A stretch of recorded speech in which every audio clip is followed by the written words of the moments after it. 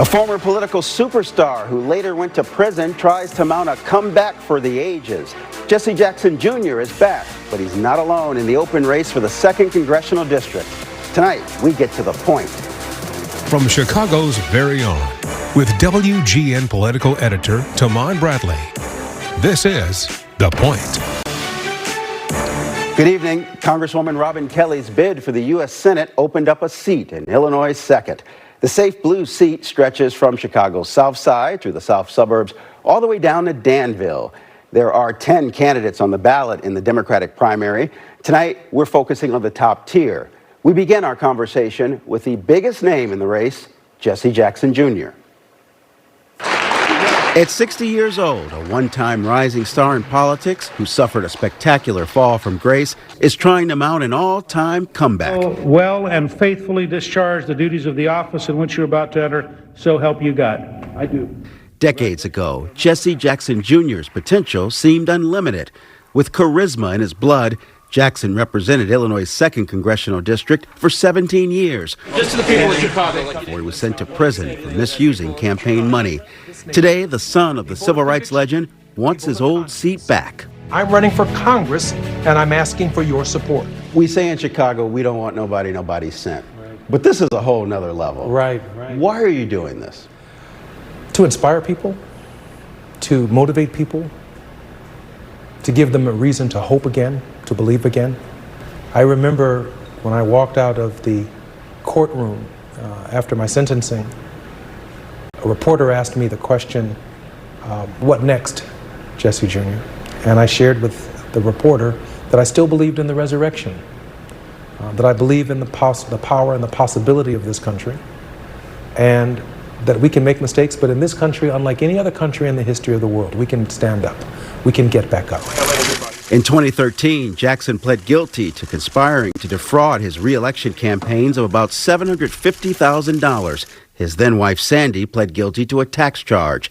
The government accused the couple of using campaign money to pay for everything from nightclubs to lounges to mink coats and a Rolex. Jackson's moved past all that, saying he was compelled to run again because there's so much at stake. I'm old enough to remember you pushing for the 3rd airport, education being a right. These are different times. Are you ready for today's battles? Education is still not a right. A 3rd airport hasn't been built.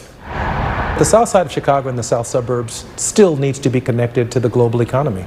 Jackson's opponents, especially State Senator Willie Preston, have said he's only in the race because his name ID gives him an advantage. My name is synonymous with service. I brought $986 million home to the people of the 2nd Congressional District. I preached more funerals. I've preached more sermons. And the reason I'm leading in the polls, and Mr. Preston is not leading in the polls, is because of that service. So he confuses my name with what I actually did as a U.S. representative. I'm counting on the people in the 2nd Congressional District to remember that service and to vote for me on March 17th. Hours after our interview with Jackson, reports surfaced that an AI-linked PAC is spending to boost Jackson's bid. Outside money is also flowing to Jackson's opponent, Cook County Commissioner Donna Miller, whose campaign account is filling up with contributors with a history of giving to the pro-Israel AIPAC. The former congressman told us he's disappointed dark money is flowing into the district. And the idea that others would come from the outside is deeply troubling. And I plan to tell that story over the course of this campaign. Jackson's pitch to voters, he's been there, and he'll know how to be effective in Washington and take on President Trump. They're looking for a fighter on day one. They need someone who knows where the bathroom is. They need someone who knows how to get things done for them in the district. But Donald Trump is a very different kind of beast. He's not going to respect you. He's going to call you names, and there's no candidate in this race who's more equipped to handle that than me. All right, also in this contest, Cook County Commissioner Donna Miller, who is highlighting her own family legacy. She comes from a family of school teachers. Her father served as an infantry officer in Vietnam, and her husband is a dentist. In our sit-down, she discussed her platform and also threw a subtle jab at Jackson Jr.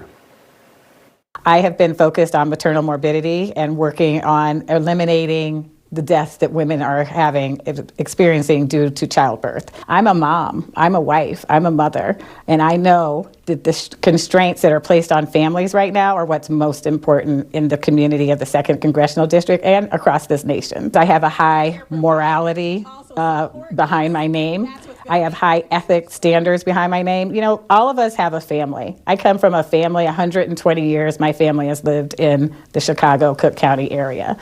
My family is proud, and I'm not going to disappoint my family by doing anything disparaging to our whole legacy. Before elected office, State Senator Robert Peters served as a community organizer focused on criminal justice reform.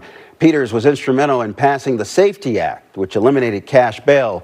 Bernie Sanders and Elizabeth Warren have endorsed Peters in the race as he pitches a progressive platform and takes shots at Jackson Jr. and Miller. The senator scratched his cornea, so he's sporting sunglasses during our interview. Three biggest issues are making sure that we fight to guarantee people the health care they deserve.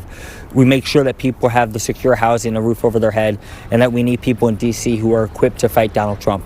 We can't be fighting Trump's corruption with our own corruption. What we need in Congress are people who can thoroughly fight back against Trump because they have the independence and the track record to do so. And that's something Jesse Jackson Jr. and Commissioner Donna Miller do not have. From village clerk in Madison to president of the Rich Township Democratic Organization to the Metropolitan Water Reclamation District, Yumika Brown is making a name for herself in the 2nd District. Brown is campaigning on bringing jobs, environmental justice, and affordable health care. She admits it's been hard to get her message out against opponents who have more money. I didn't just show up today saying, hey, I want to run for Congress. I have been working every single day to better the lives of people in this community, and that has been impactful. We're running a true grassroots campaign because when I go to Washington, D.C., I want to truly be able to represent the people of the 2nd Congressional District. And I know for certain that you can't do that if special interests or outside money is coming into these races. Then your voices and the voices of the people of the 2nd Congressional District are bought. And we cannot have that. State Senator Willie Preston has made a name for himself as an activist on the front lines of protests following the murder of Laquan McDonald. Preston is talking bluntly about poverty in the district. And after just one term at the State House, Preston says pro-Israel AIPAC eyed him as their candidate in this contest. He talked to us about that, and he unloaded on Jackson Jr. He's a famous name. But now he has a name that's not just with the fame that comes with the civil rights movement, but as a political crook. And we saw before, the people have saw before, what it looks like when people pay for Jesse to play. And we don't want to go back there. I was asked twice last year to have dinner with Netanyahu. Decided not to do that. People are now being exposed for who they truly work for. And then you have someone like Willie Preston, who just simply wants to work for Ms. Jones and Harvey, who's simply going to work for Mr. and Mrs. Johnson in Dalton, and is going to work for the cops and the firefighters who are the first responders all throughout our communities. More to come on this race in 60 seconds.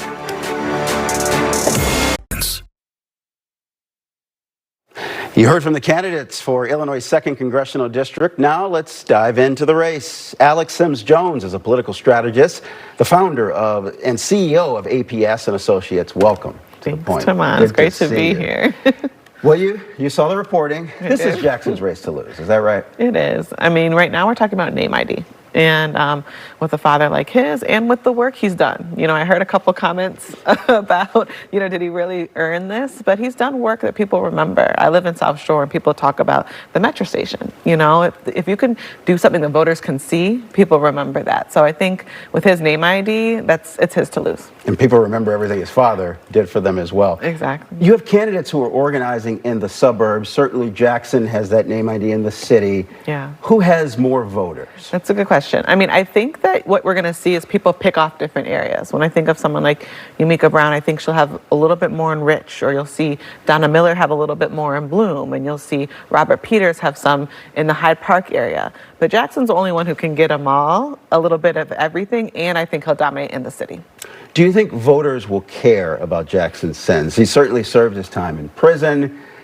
Will that matter in this race? No. I don't think they'll care, especially this district. I think, especially people of color, when you look at a district that's 50% black, we don't trust the justice system all the time anyways, and what we're asking is, what have you done for us? And I think Junior's done a lot, and I think about other candidates who've been through something like this. I think of like Marion Barry in D.C. He got reelected for a reason. People remember how you made them feel, and I think Junior has made people feel good. You could also say the same about President Trump and his supporters who didn't care about his indictments. Unfortunately, I didn't bring him up, but you're right. It's the same thing. Yeah. Lots of dark money flowing in. There's that AI group that's backing Jackson, Donald Miller, and the APEC money. Does that matter ultimately? I mean, it certainly allows you to spend more on advertising. Yeah, it matters because money is king in a race, right? So that matters. But when you have such a large name ID means more than money. So I think that it has an impact on how people run their race, but in the end, I don't think it'll determine the winner for this one. Because if you look at that, the commissioner has the most money, Commissioner Miller. I think Robert might be next, and I think Junior might be after that. And I don't think that's going to be the order of the winning. Would be a heck of a story. You'd have two brothers in Congress representing areas near each other. And I think it'll be one of the first times. I think the only people who've come close to that are the Kennedys when they had two people, but they weren't in the same chamber. So brothers is going to be a big deal. And we saw Jonathan win because of name ID. He was also talented, done a lot, but name ID played. And his name isn't even Jesse Jackson. This guy is this. So I think we'll see it. And there was a little dark money at the end in that contest as well. There was. Oh, money in politics. Yep. Alex, thanks for coming in. Thanks for having me. All right. Tonight, we're going to tip our hat to Max Bever at the Chicago Board of Elections. He's keeping the media and the public informed as early voting opens at the downtown Chicago super site today. Yes, you can vote. And that is the point. I'm Tamon Bradley. Micah and Ray are back with more news at 9. Good night.